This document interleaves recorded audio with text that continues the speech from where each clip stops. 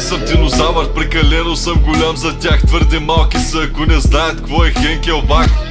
Еба си тъпата рекламка, се забравям в кой ъгъл стоеше тъпата краварка. Бачкам на закрито, нямам ден, като Хорсфокс бутам 3 в 1 по 3 пъти на ден.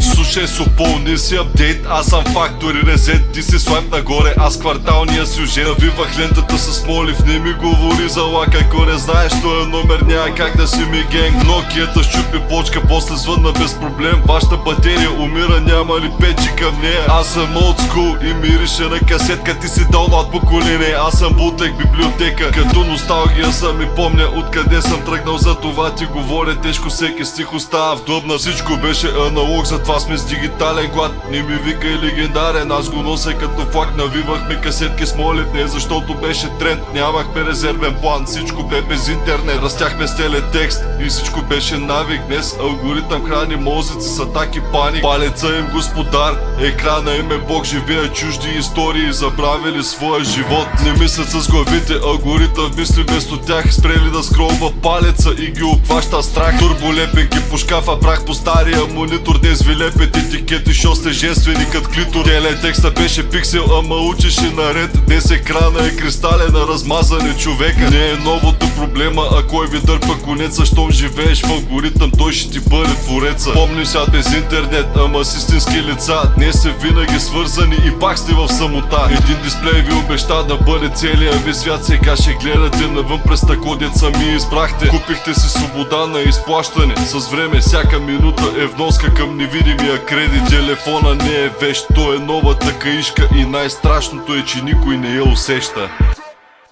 Такова се.